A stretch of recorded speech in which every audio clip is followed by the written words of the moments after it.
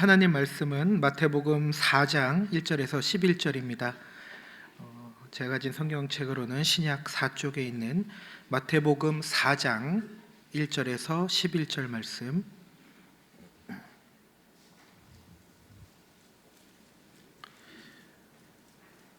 주신 말씀을 우리 함께 교독하겠습니다. 말씀 우리 귀에 들릴 때 살아계신 하나님 음성 듣기를 바랍니다. 그때에 예수께서 성령에게 이끌리어 마귀에게 시험을 받으러 광야로 가사 40일을 밤낮으로 금식하신 후에 줄이신지라. 시험하는 자가 예수께 나와서 이르되 네가 만일 하나님의 아들이거든 명하여 이 돌들로 떡덩이가 되게 하라. 예수께서 대답하여 이르시되 기록되었으되 사람이 떡으로만 살 것이 아니요 하나님의 입으로부터 나오는 모든 말씀으로 살 것이라 하였느니라 하시니, 이에 마귀가 예수를 거룩한 성으로 데려다가 성정 꼭대기에 세우고 이르되 네가 만일 하나님의 아들이거든 뛰어내리라. 기록되었으니 그가 너를 위하여 그의 사자들을 명하시리니 그들이 손으로 너를 받들어 발이 돌에 부딪히지 않게 하리로다 하였느니라. 예수께서 이르시되 또 기록되었으되 주 너의 하나님을 시험하지 말라 하였느니라 하시니, 마귀가 또 그를 데리고 지극히 높은 산으로 가서 천하 만국과 그 영광을 보여 이르되 만일 내게 엎드려 경배하면 이 모든 것을 내게 주리라. 이에 예수께서 말씀하시되 사탄아 물러가라. 기록되었으되 주 너의 하나님께 경배하고 다만 그를 섬기라 하였느니라.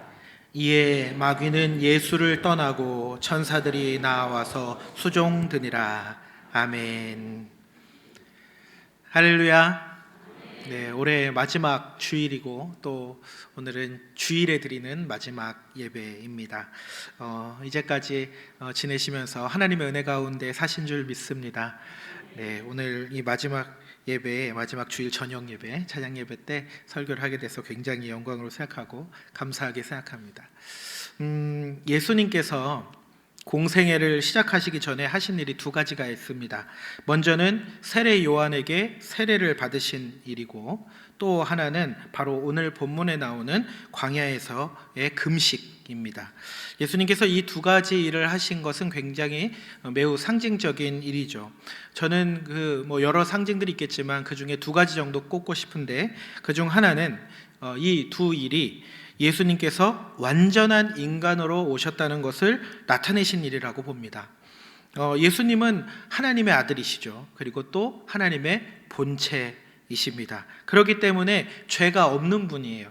그래서 죄 씻음을 상징적으로 나타내는 이 세례가 예수님께는 무의미하죠. 그런데 예수님께서 인간으로서 세례를 받으심으로 예수님 자신이 우리와 같은 인간이다라는 것을 나타내셨다 봅니다. 또한 예수님은 하나님 아버지와 하나이시잖아요. 그런데 우리가 금식을 하는 이유는 뭡니까? 하나님께 더 간절히 매달리려고, 또 하나님과 더 가까워지려고 하는 것이죠. 그렇기 때문에 하나님 아버지와 원래 하나이신 예수님께는 이 금식이 또 무의미하죠. 그래도 예수님은 이 금식을 통해서 인간의 몸이 가지고 있는 한계, 나약함, 그리고 인간이 죽음의 위험 앞에서 하나님께 매달리게 되는 이 절실함, 이런 것을 경험하시고 또 보여주신 겁니다. 그로 인하여 예수님이 우리와 같은 인간이다라는 것을 분명하게 나타내셨다고 봅니다. 인간임을 나타내신 것 말고 또 다른 상징은 성령의 임재와 충만, 이끄심입니다. 예수님께서 세례 요한에게 세례를 받으실 때 물속에 들어갔다가 이렇게 나오시죠. 그때는 다 이제 침례 형태였으니까요. 그래서 물속에 들어갔다 나오실 때 자신 위에 성령이 비둘기같이 임하시는 것을 보았습니다. 또한 예수님께서 광야에 금식하러 가셨죠. 근데 가실 때 광야에 또 시험을 받으러 가실 때 오늘 본문 1절을 보니까 성령에 이끌려 가셨다라고 나옵니다. 마가복음에서는 성령이 예수님을 광야로 몰아냈다라고 이렇게 표현을 하고 있어요. 누가복음에서는 40일 동안 성령에 이끌리시며 마귀에게 시험을 받으셨다라고 표현되어 있습니다. 종합해 보면 예수님께서 공생애 시작하시기 전에 하신 일들은 한 인간으로서 성령의 임재와 충만, 이끄심 가운데 하신 일이다라는 겁니다. 그럼 예수님께서 한 인간으로서 이렇게 하셨다면 우리에게도 그것이 필요한 줄 믿습니다. 우리가 인간으로서 하나님의 일을 하는 데 있어서 가장 필요하고 중요한 것 꼽으라 하면 바로 성령님의 임재 안에 성령님으로 충만하여 성령님께서 이끄시는 대로 하는 것입니다. 우리는 예수님처럼 살고 싶다고 고백합니다. 예수님의 길을 따라가고 싶어요. 예수님의 제자가 되고 싶어요. 예수님을 닮은 사람 되고 싶어요 라고 고백하죠. 그런데 그것을 위해서 우리가 가장 먼저 해야 할 일이고 가장 필요한 일은 바로 성령님을 구하는 것입니다. 성령님께서 내 안에 거하시고 내가 성령님으로 충만하고 성령님께서 나를 인도하셔서 그 인도를 받을 때 우리는 예수님처럼 살 수 있고 예수님을 따르는 제자의 삶을 살 수 있을 줄 믿습니다. 그러니 우리 모두가 성령님을 구하기를 바랍니다. 성령님으로 충만하기를 축복합니다. 성령님의 인도하심 따라가기를 주님의 이름으로 축복합니다. 자, 오늘 본문으로 들어가 보겠습니다. 오늘 말씀에서 예수님은 앞서 이야기한 대로 성령님의 이끌림을 받아 광야로 나가시죠. 그런데 예수님께서 광야로 가신 이유가 뭡니까? 금식하시러 가신 걸까요? 자, 오늘 본문 말씀 1절 같이 한번 읽겠습니다. 1절만입니다. 그때에 예수께서 성령에게 이끌리어 마귀에게 시험을 받으러 광야로 가사. 자, 예수님이 광야에 왜 가셨대요? 마귀에게 시험을 받기 위해서. 예수님은 하나님께서 자신을 이 땅에 보내신 목적을 이루신다는 목표 하나만을 가지고 사신 분입니다. 그렇기 때문에 이 세상에서 예수님께서 하신 일은 모두 인류를 구원하시겠다 하시는 하나님의 목적을 이루기 위한 것이었죠.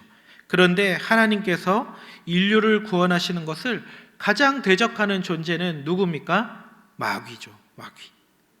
그래서 하나님은 인류를 구원하실 예수님을 마귀가 시험하도록 허락하십니다. 그래서 예수님은 하나님의 계획을 이루시는 성령님의 이끄심을 따라서 마귀에게 시험을 받으십니다. 그것도 40일 금식 후라는 40일 금식하고 난 후 죽음의 문턱에서, 여러분 유대인들의 금식은 우리가 생각하는 금식과 전혀 다르죠. 유대인들의 금식은 우리는 금식을 하면은 하루를 금식해도 물 마시며 금식하고 3일 하면서도 뭐 이렇게 물을 마시고 하잖아요. 어떤 분은 한 끼를 금식하면서도 물을 열심히 드시더라고요. 근데 유대인들은 모든 식음을 전폐하는 겁니다. 먹는 것, 마시는 것을 다 전폐하고 하는 거라서 정말 금식하다 보면 죽음의 문턱에 이를 수 있는 것이죠. 그리고 광야잖아요. 광야, 아무것도 뭐 도움받을 구석이 없는 곳. 이 죽음의 문턱에서 인간 예수에게 필사적인 시험을 허락하신 겁니다. 사실 필사적으로 나온 건 하나님만이 아니에요. 예수님만이 아니에요. 필사적으로 나온 건 저쪽도 마찬가지입니다. 예수님이 40일 금식하시고 인간으로서 가장 취약한 이 시기에, 그리고 예수님께서 공생애를 시작하시기 직전에 악한 영의 세력의 우두머리가 직접 나서서 예수님을 시험하려고 했으니 저쪽도 얼마나 단단한 각오로 나온지 알겠죠. 예수님의 공생애에는요, 귀신들이 자주 등장합니다. 귀신들은 이 마귀의 졸개들이라 하죠. 그런데 이 귀신들이 많이 나오는데 사실상 단 한 번도 예수님께 위협이 된 적이 없어요. 이 귀신들이 나타났을 때 영적으로도 물론 위협이 된 적이 없고 물리적으로도 위협이 된 적이 없어요. 군대 귀신이 들린 자가 힘이 세고 쇠고랑을 끊을 정도의 능력이 있었지만 예수님의 한마디에 그는 순한 양이 되었죠. 그것처럼 귀신들이 등장할 때 예수님께 위협이 된 적이 없습니다. 예수님을 직접 시험하고 예수님께 위협을 가하려고 할 때는 졸개들을 보내지 않고 대장인 마귀가 직접 나섰죠. 오늘 본문에서 예수님을 시험한 것도 그렇고 예수님께 죽지 마시라고 베드로가 말리죠. 그때도 예수님이 베드로를 향해서 사탄아 물러가라 그러시죠. 그때 베드로에게 그런 마음을 넣은 것, 예수님을 죽지 마시라고 말린 것, 그렇게 마음을 넣은 것, 혹은 가룟 유다의 마음에 예수님을 팔 생각을 넣은 것도 거의 사탄이라고, 마귀라고 나옵니다. 이렇게 마귀는 예수님을 직접 찾아와서 인간 예수에게 선전포고를 한 것이라고 할 수 있습니다. 시비를 건 거죠. 우리가 여기서 한 가지 주목할 게 있는데요, 그거는 예수님도 시험을 받으셨다는 겁니다.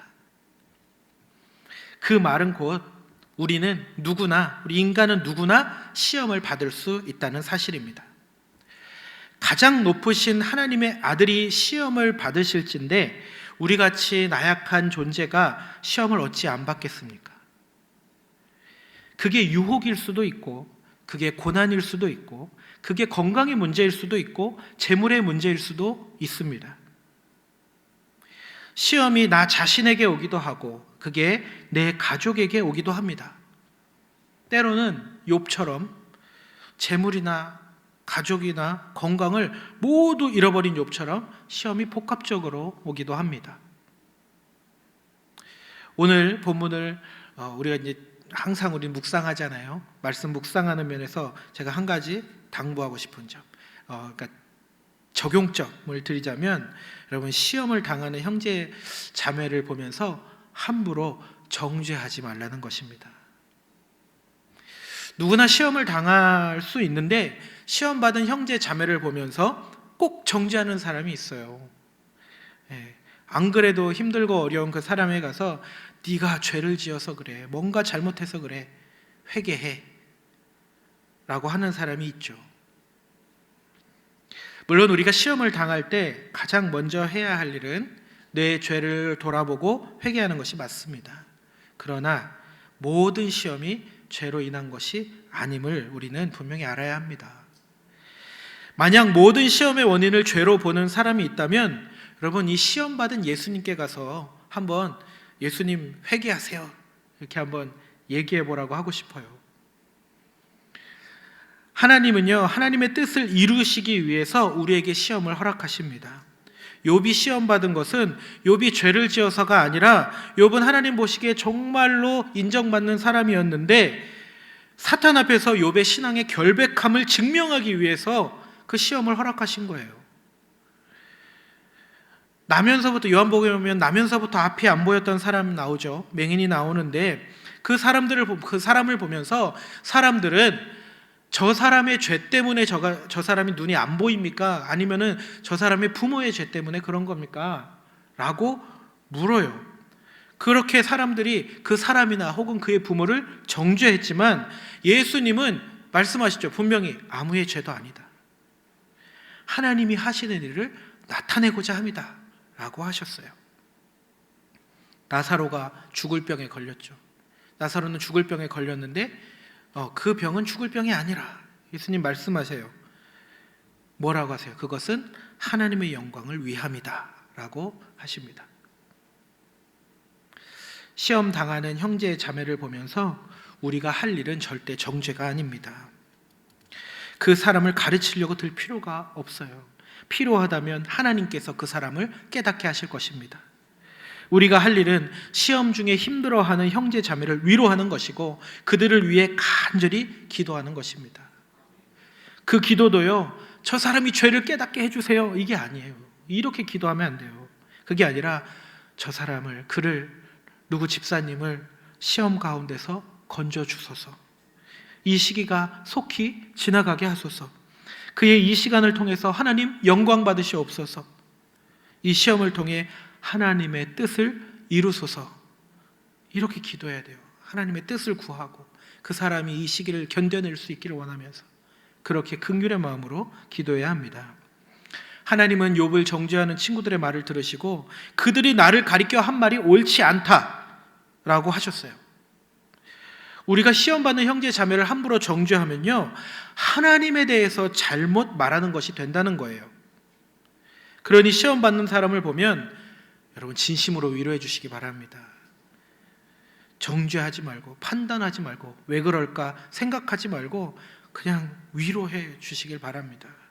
그를 위해 간절히 하나님께 기도해 주시기를 바랍니다. 지극히 높으신 하나님의 아들이 시험을 받으실진데 우리가 시험을 받지 못할 이유가 없다는 생각을 우리 마음에 늘 가지고 항상 긍휼의 마음을 품는 우리 교회가 되기를 간절히 축복합니다. 자, 이제 마귀가 예수님께 한 시험을 한번 들여다보겠습니다. 오늘 본문 말씀 3절 한번 읽어볼까요? 3절 읽습니다. 시험하는 자가 예수께 나와서 이르되 네가 만일 하나님의 아들이거든 명하여 이 돌들로 떡덩이가 되게 하라. 우리 6절 한번 읽습니다. 이르되 네가 만일 하나님의 아들이거든 뛰어내리라. 기록되었으되 그가 너를 위하여 그의 사자들을 명하시리니 그들이 손으로 너를 받들어 발이 돌에 부딪히지 않게 하리로다 하였느니라.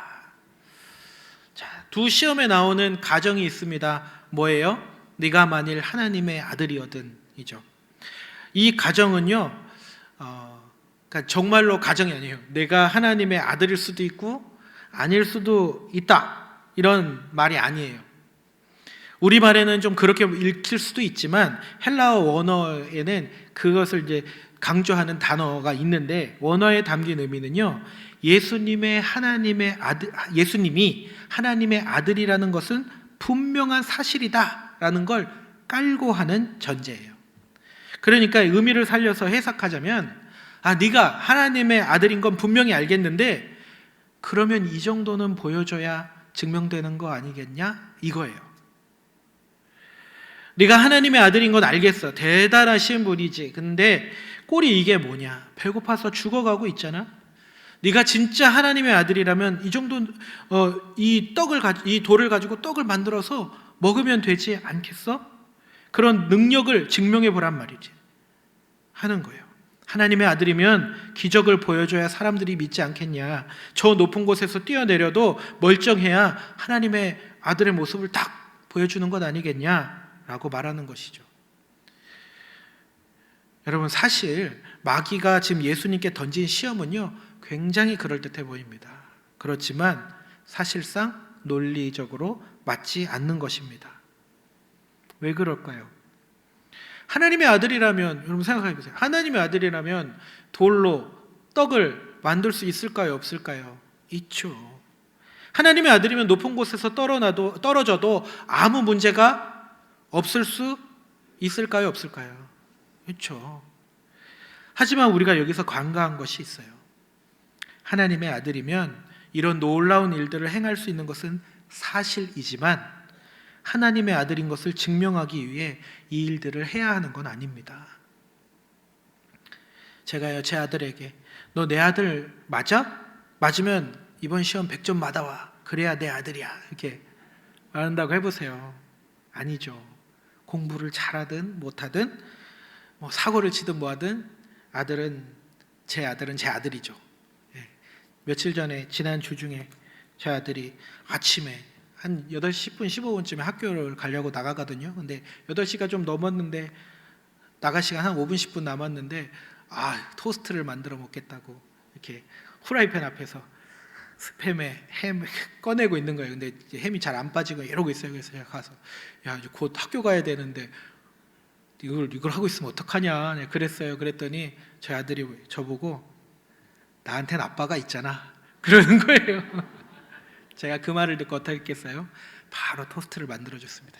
제 아들 옷 입으라고 보내고 바로 토스트를 만들어서 먹여서 보냈어요.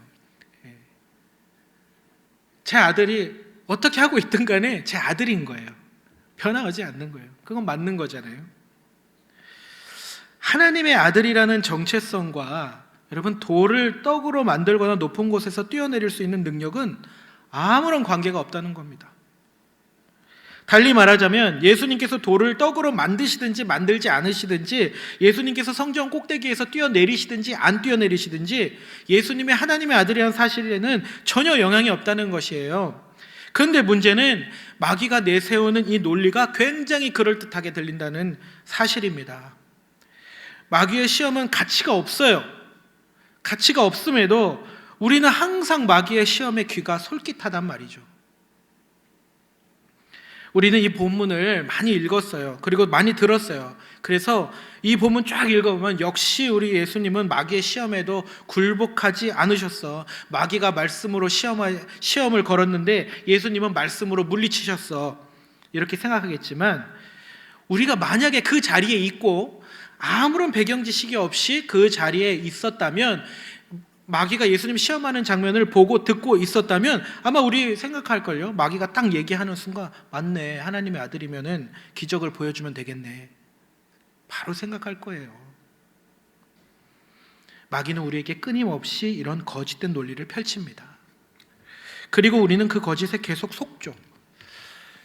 하나님의 자녀라면 복 받아야지, 하나님이 복 주신 사람이면 건강해야지, 하나님이 너와 함께 하신다면 교회가 부흥해야지, 하나님이 세운 리더라면 목장이 잘 돼야지, 또 반대로 역으로 성공해야 복 받은 사람이다, 유명해져야 높은 자리에 올라가야 쓰임받는 사람이다, 이렇게 하면서 조건과 결론에 상관관계가 없는 것을 자꾸만 주입해요.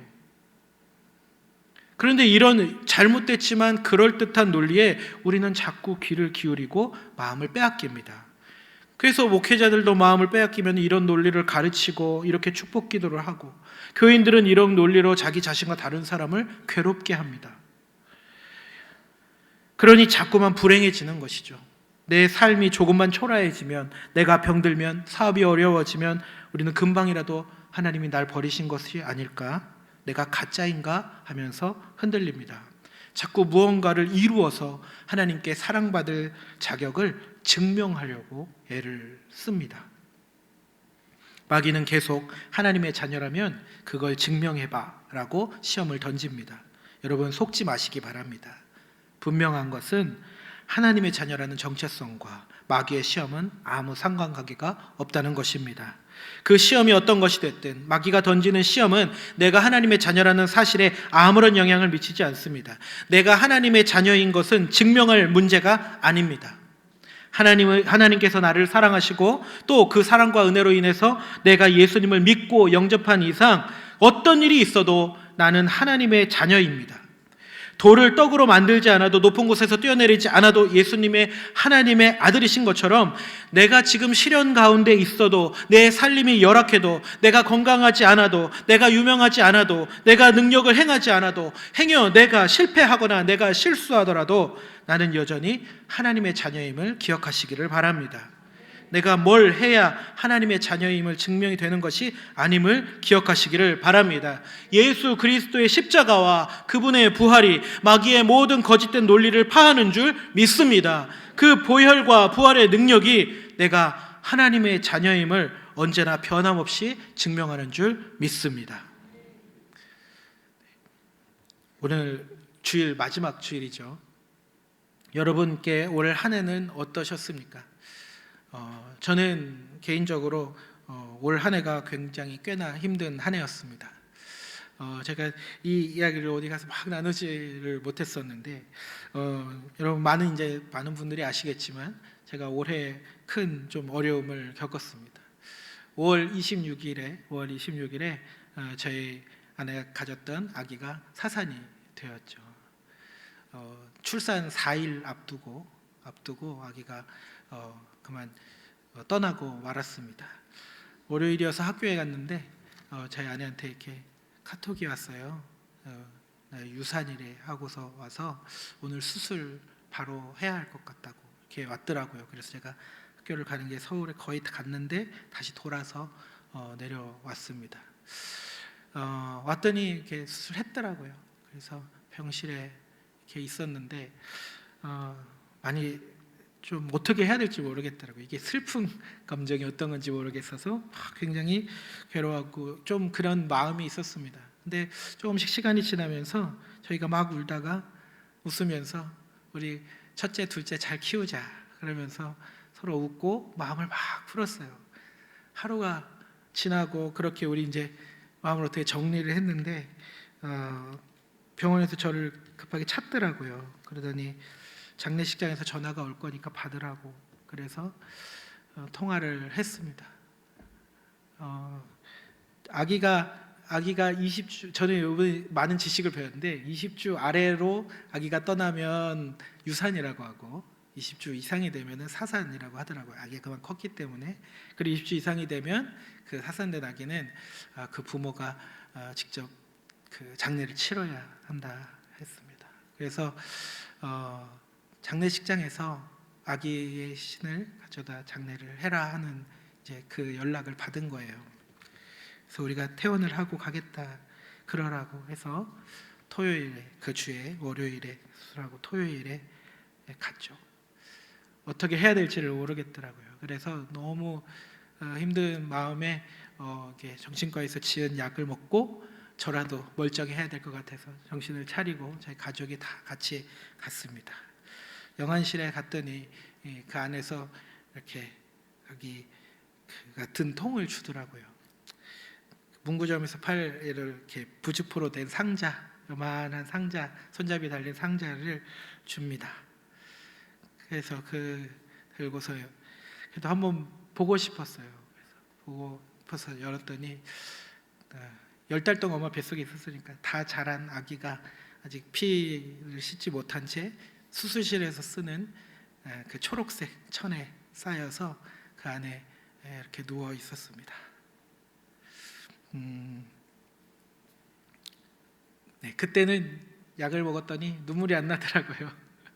네, 저희 아내와 이제 아이들은 막 울고 그랬는데 그것을 이제 들고 정수원에 가서 이렇게 화장을 하려고 했습니다.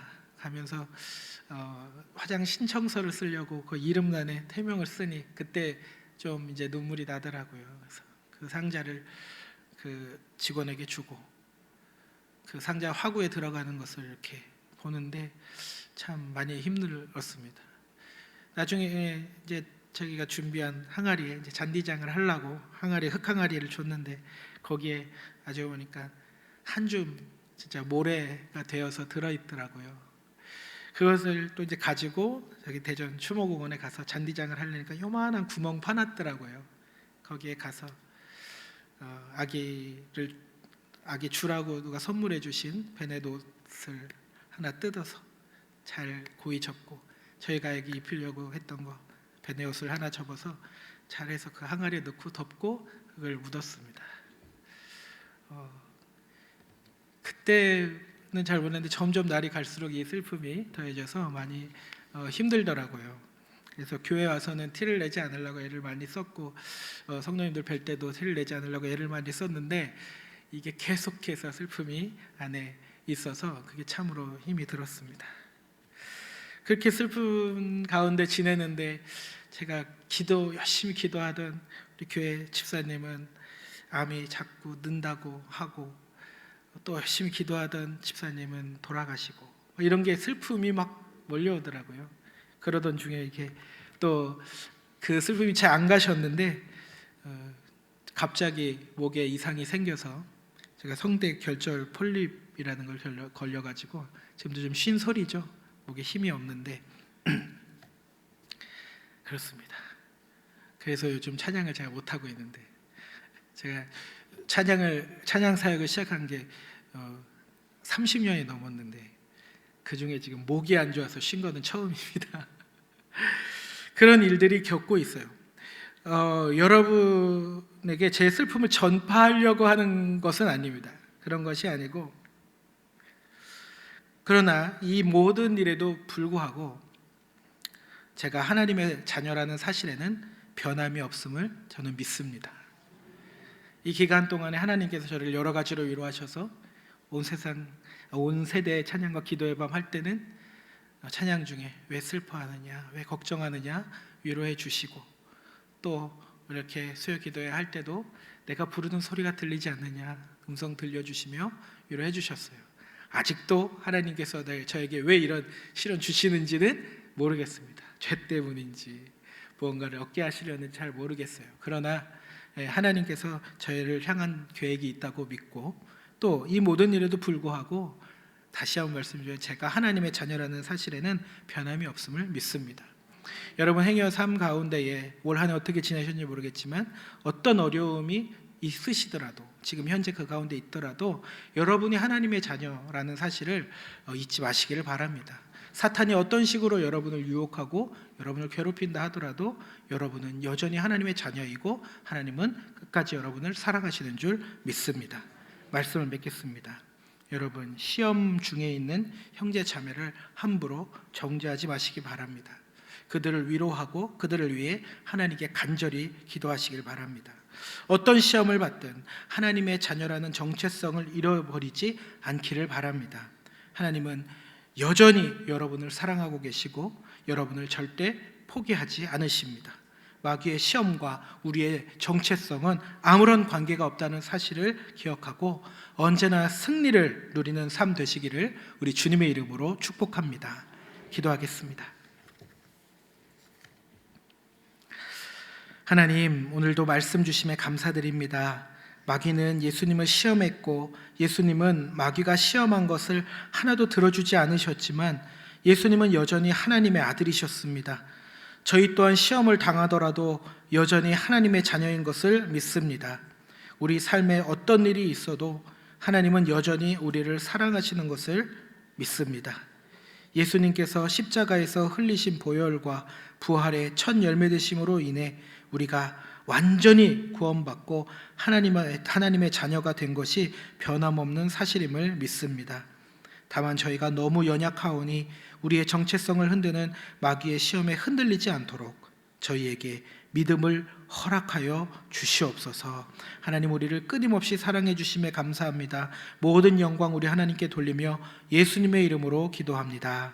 아멘.